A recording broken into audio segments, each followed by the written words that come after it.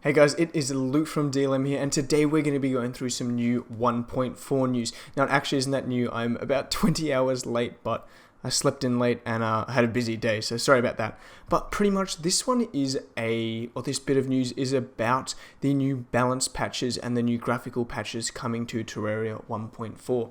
So the details that Redigit and CNX leaked or said on Terraria forums yesterday, they pretty much go over how a big portion of the game, or as they say, no stone is being left unturned and no gear is being left accounted for. So the whole game is going through a very, very big balance patch. And there have been talks about this before, how many old weapons and many old enemies and bosses are getting reworked. So there's a more, holistic approach to Terraria.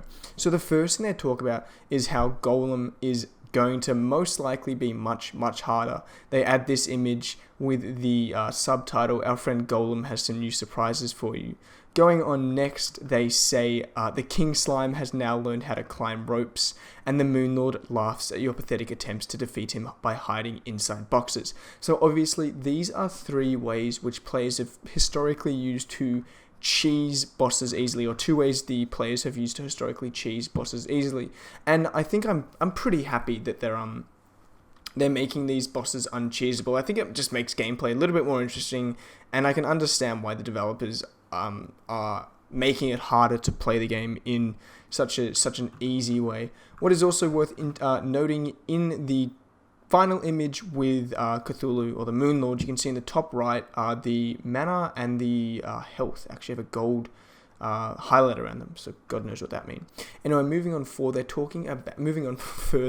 they're talking about how weapons also are going through some pretty significant changes. So the first one is short swords, and I'm so happy about this one. It's the fact that short swords no longer just hit straight out and straight back. I think it was a very weird design choice to ever have them do that. It made no sense to ever craft a short sword, and it made no sense to hold onto the short sword. You started with the starting pickaxe and axe were better weapons than it.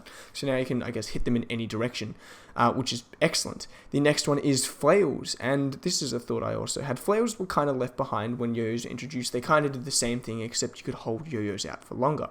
So Flails now have a kind of it looks like a spinning functionality, which I think is a very good distinction from the yo-yoing class. Beyond that, the Charge Blaster Cannon is getting a buff. That's always been a weaker weapon from the Martian drop.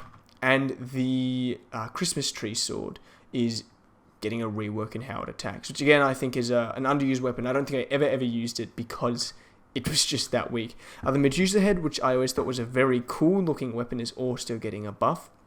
Now can attack multiple weapons, and it attacks them very quickly as opposed to hitting one enemy. And the final one is the Wonder Sparking, which is pretty famous for being a terrible weapon. Beyond that, we have the Magic Missile, which has a very cool graphical update. It looks faster. It looks faster, it looks cooler, it has a homing effect if you release it, and it does moderate area of effect damage. And then they talk a bit about some armors. So the first armor they talk about is Hallowed Armor, which has had its previously stat-based set bonus replaced with a periodic immunity to damage. So upon attacking an enemy, you will gain a buff. If an enemy hits you during this buff, you will gain a very brief immunity to damage. I think that's a very cool change. Next one is Titanium Armor. As you attack enemies, titanium shards accumulate and spin around you. These shards deal damage to enemies at close range and inflict knockback. Use them defensively to keep enemies away, or for the boy to aggressively to inflict extra damage. The second last one is Stardust Armor, which is undoubtedly underpowered in its set bonus. Stardust Guardian now has a much more vigorous and aggressive attack, and he will attack automatically without prompting.